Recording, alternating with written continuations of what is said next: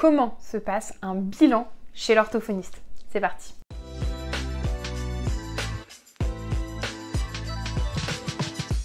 Alors ça y est, vous avez cherché une orthophoniste pendant 6 mois, vous avez fini par trouver quelqu'un qui vous a reçu au bout de 2 ans de liste d'attente, le Saint Graal. Voilà qu'arrive le bilan chez l'orthophoniste. Wow!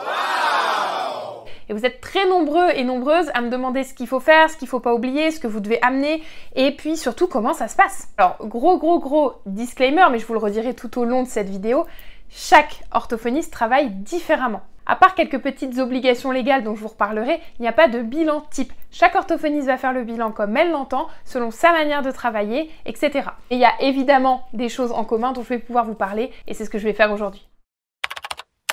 Il est impératif que vous veniez avec l'ordonnance du médecin. Sans ça, l'orthophoniste ne pourra légalement pas vous recevoir. Vous serez obligé de rentrer chez vous et le bilan pourra tout simplement pas avoir lieu. Il vous faudra aussi votre carte vitale pour que l'orthophoniste puisse créer votre dossier, etc. C'est vraiment important. Il vous faudra aussi un moyen de paiement, même si l'orthophonie est remboursée à 100% par la sécurité sociale plus la mutuelle, il y a des orthophonistes chez qui vous devrez avancer les frais et vous serez remboursé très rapidement juste après. Et pour finir, votre enfant. N'oubliez pas d'emmener votre enfant. Car si c'est pour lui que vous avez pris rendez-vous, on aura besoin de le voir. Étape numéro 1.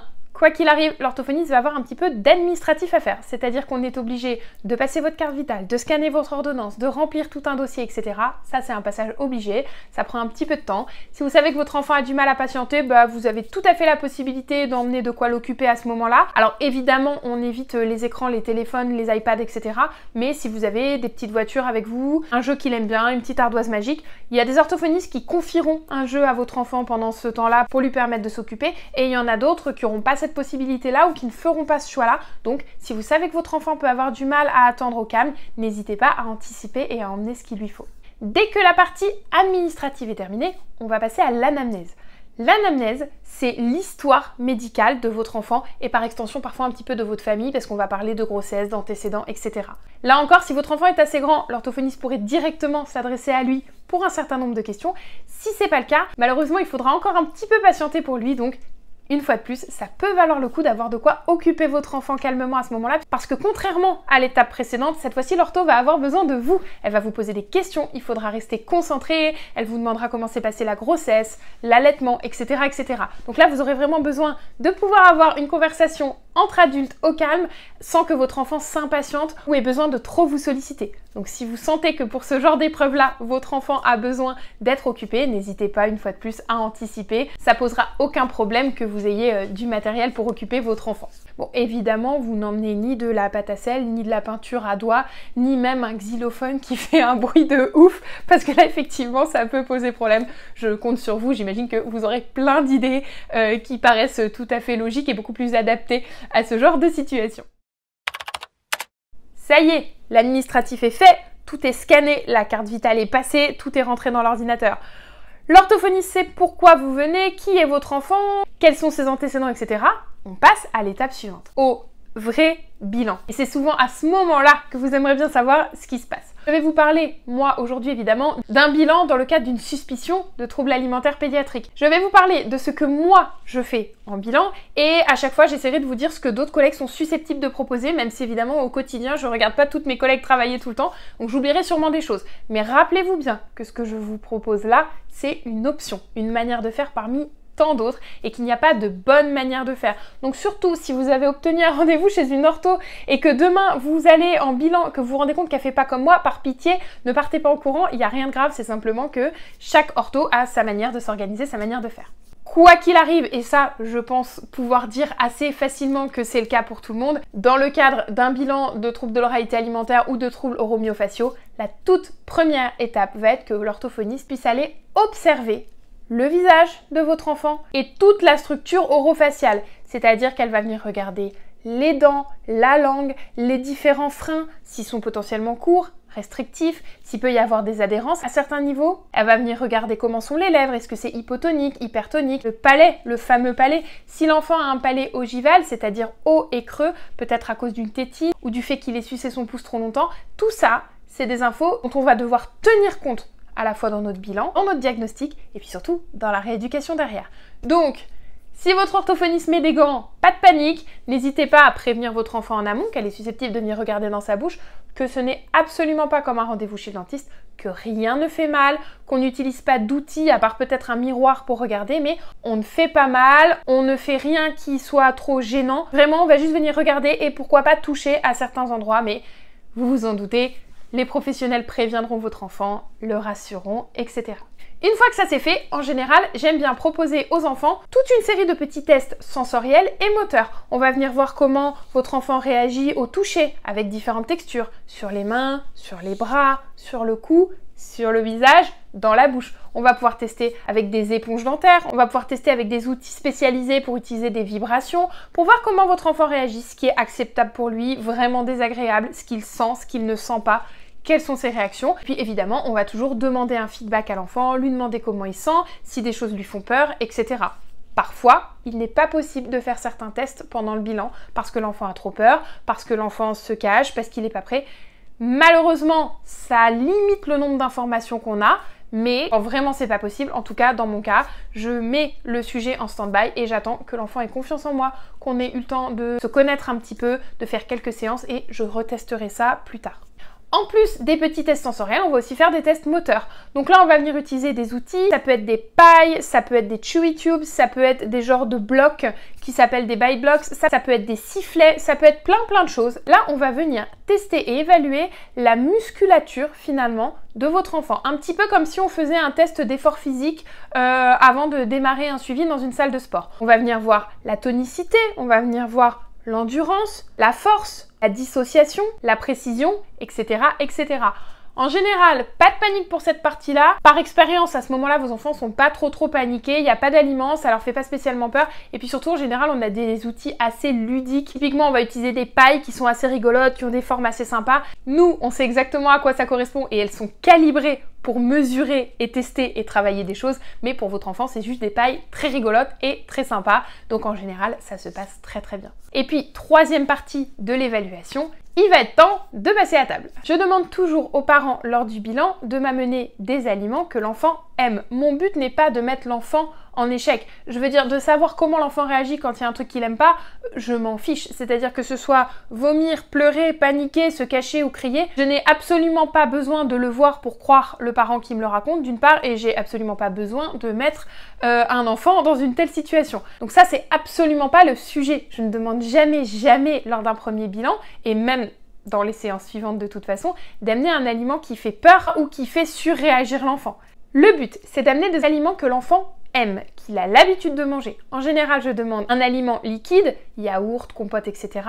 Un aliment mou, pourquoi pas un mini cake, un pain au lait, une brioche, etc. Et un aliment croquant, un biscuit, des chips, un bretzel, des choses que l'enfant a l'habitude de manger. Puisque mon but est absolument pas de le mettre en échec ou de voir ce qu'il est capable de manger ou de pas manger, ça, on fera la liste ensemble plus tard, ça n'a pas d'importance. En revanche, j'ai besoin de voir exactement comment ça se passe au niveau moteur et sensoriel quand il mange. Est-ce que l'enfant a une manière très ritualisée de manger? Toujours dans le même ordre, toujours de la même manière, avec seulement une main, seulement d'un côté, etc. Et aussi d'un point de vue moteur. Est-ce que l'enfant mâche correctement? Est-ce que le mouvement de mastication est efficace? Comment ses lèvres travaillent? Qu'est-ce qui se passe au niveau des joues? Est-ce que j'ai l'impression qu'il y a des mouvements latéraux de la langue? Comment se passe la déglutition? Est-ce que ça semble douloureux, compliqué? Et plein d'autres questions ultra importantes, notamment, quelle est la posture de l'enfant? Est-ce que c'est un enfant qui est en tailleur sur sa chaise et qui se tient à son dossier parce qu'en fait, il a complètement besoin de mouvements de compensation? Ou est-ce que c'est un enfant qui est bien installé dans sa chaise, libre de ses mouvements et qui se sent bien au moment de manger? Voilà. Pour vous, ça aura l'air d'un petit goûter improvisé, pour votre enfant aussi, donc pas de panique. Pour nous, c'est une source d'informations infinie, on va tout voir, tout observer, tout noter, c'est hyper important pour nous. C'est comme ça qu'on pourra effectivement d'une part poser un diagnostic, mais surtout vous proposer une rééducation personnalisée, adaptée et graduelle pour aller vers le plus de progrès possible. Puis évidemment, le but c'est de rencontrer votre enfant, d'apprendre à le connaître, de le rassurer et de commencer à créer cette alliance thérapeutique au cas où on a besoin de se voir toutes les semaines par la suite. Il se peut que certaines collègues photographient ou prennent des vidéos de votre enfant au moment de l'examen clinique ou au moment des tests alimentaires par exemple. C'est normal, ne vous inquiétez pas, nous sommes évidemment tenus au secret professionnel. Ce sont des photos, des vidéos qui ne quittent pas le cabinet, qui ne seront jamais diffusées ou réutilisées. Vous pouvez faire confiance à ces professionnels. Je sais que c'est une question qu'on peut se poser, se dire mais la personne a commencé à filmer mon enfant, est-ce que c'est normal? Oui, c'est normal. On ne peut pas tout voir, on rate forcément des choses. Et puis, au moment de rédiger notre compte-rendu de bilan, on a aussi besoin régulièrement de se reporter à nos observations. Hop, je reprends ma vidéo et c'est réglé. Une fois ce bilan terminé, soit vous n'aurez rien à régler, c'est directement pris en charge par la Sécu et la mutuelle si la personne fait le tiers payant total, soit vous aurez une partie ou tout le bilan à régler. Dans ce cas-là, ne vous inquiétez pas, avec la télétransmission, ça va assez vite, vous serez remboursé rapidement. Concernant le prix des bilans chez une orthophoniste, ils sont encadrés par une nomenclature. Le prix de ces actes est déterminé et encadré par la loi, il ne peut pas varier. On n'a pas de dépassement d'honoraires sauf exception et cas très spécial en orthophonie. Et quoi qu'il arrive, le prix sera affiché en salle d'attente. Donc par exemple, le bilan pour les troubles de l'oralité alimentaire correspond à l'AMO numéro 34 et donc c'est 85 € partout, peu importe où on se trouve dans le pays. Le tableau qui regroupe les actes est disponible et accessible à tous. Il vous suffit de taper AMO orthophonie sur internet et vous avez accès au prix de tous les bilans et de toutes les séances. Donc vous savez tout à fait à quoi vous attendre. Une fois que le bilan est terminé, en général, ça dure autour d'1 heure, 1h30 selon les personnes. Ça peut prendre plus ou moins de temps. En général, l'orthophoniste est capable de vous dire à l'instant T si l'enfant aura besoin de séances de rééducation ou pas. Donc en général, elle vous propose à ce moment-là, soit de se revoir et de débuter des séances dès qu'elle a un créneau pour vous, soit d'attendre 6 mois, 1 an et de refaire le point un peu plus tard pour voir comment ça évolue, soit de ne pas faire de séance. Et il se peut qu'à ce moment-là, elle vous donne quelques conseils juste pour maintenir, améliorer la situation, mais que s'il ne s'agit pas d'un trouble, elle ne vous propose pas finalement de suivi par la suite. Suite à ce bilan, l'orthophoniste rédigera un compte-rendu de bilan orthophonique, c'est obligatoire. Elle en enverra une copie au médecin prescripteur de l'ordonnance. Là aussi, le compte-rendu suit une trame que légalement on est obligé de suivre, mais je rentre pas dans les détails parce que ça n'a pas vraiment d'importance pour vous. En revanche, quelques petites infos sur le bilan. Ne vous attendez pas à recevoir le bilan le lendemain. Les bilans, ça prend énormément de temps puisque la personne va devoir analyser toute l'information qu'elle a récupérée, la résumer, la rédiger. Et ça, il y a de grandes chances que votre enfant soit pas le seul qu'elle ait reçu cette semaine-là et qu'elle en ait des tonnes à rédiger. Donc évidemment, c'est pas censé prendre 6 mois, mais ne vous attendez pas forcément à avoir le bilan ni le lendemain, ni même dans la semaine. C'est possible, mais ça peut aussi prendre plus de temps, ça dépend des orthophonistes. Si vous voyez que le bilan n'arrive pas, n'hésitez pas à relancer votre ortho qui peut-être est complètement débordé et c'est peut-être passé à la trappe, surtout si vous en avez besoin. Mais voilà, ne soyez pas étonnés que ça prenne un petit peu de temps, c'est normal. Deuxième info, lorsque vous recevrez ce bilan, essayez de le conserver précieusement. C'est compliqué pour nous, orthophonistes, de vous l'envoyer par mail puisque les adresses mail ne sont pas sécurisées. Or, nous, on est soumis au secret professionnel. On ne peut donc pas commencer à balancer des comptes rendus de bilan comme ça par mail. En principe, c'est pas autorisé par la loi et on prend beaucoup de risques en faisant ça. Ce compte rendu de bilan là, normalement, il est censé vous être mis en version papier, soit en main propre, soit par courrier. Donc tout ça pour vous dire, lorsque vous recevez votre compte rendu de bilan, conservez-le précieusement. Stockez-le à un endroit où vous êtes sûr de pouvoir le retrouver. Faites-en une photocopie si vous le souhaitez le montrer à un autre professionnel, mais ne le perdez pas. Techniquement, l'orthophoniste ne vous le confie qu'une fois et elle ne pourra pas vous le renvoyer par mail ou autre. Donc faites bien attention à vos comptes rendus de bilan. Vous n'aurez pas l'opportunité de le redemander 10 ou 15 fois, ça ne sera pas possible. Et enfin, pour terminer, je me permets une précision parce que beaucoup de parents ne sont pas au courant et il y a des abus à ce niveau-là. Le compte-rendu de bilan orthophonique, comme je vous le disais juste avant, est soumis au secret professionnel. Il ne fait donc pas partie du dossier scolaire de l'enfant et les personnes qui ne sont pas soumises au secret médical ne sont pas censées avoir ce compte-rendu de bilan-là en leur possession. Même s'ils pensent souvent bien faire, un enseignant n'a pas le droit de vous demander ce compte-rendu de bilan ni même de le consulter. Vous êtes détenteur du compte-rendu de bilan orthophonique qui, une fois de plus, est soumis au secret médical. Et si votre enfant est mineur, ce compte-rendu de bilan-là vous appartient. Si vous faites le choix d'aller le montrer à quelqu'un pour aider votre enfant ou parce que vous souhaitez diffuser cette information, c'est votre choix. En revanche, personne, qu'il s'agisse d'un directeur d'école, d'une enseignante, d'un directeur de centre de loisirs, personne n'a le droit de vous demander de le consulter et encore moins de vous demander de lui fournir, de lui envoyer, etc. Donc, une fois de plus, ce n'est pas impossible. Si vous souhaitez le montrer à l'enseignant ou à une autre personne, il n'y a aucun problème. Simplement, sachez bien que personne n'a le droit d'exiger de vous que vous dévoiliez une partie du dossier médical de votre enfant, puisque comme son nom l'indique, il est soumis au secret médical. J'espère que vous en savez plus sur le fonctionnement du bilan chez une orthophoniste. J'espère avoir répondu à vos questions. Si vous en avez d'autres, posez-les-moi en commentaire, j'y répondrai. Si cette vidéo vous a plu, n'hésitez pas à la liker pour me le faire savoir. Et puis surtout, abonnez-vous. Plus on sera nombreux, plus on aura de poids, plus on pourra faire reconnaître les troubles alimentaires pédiatriques, et puis plus on améliorera la prise en charge et donc la qualité de vie des enfants et de leurs parents. Bisous!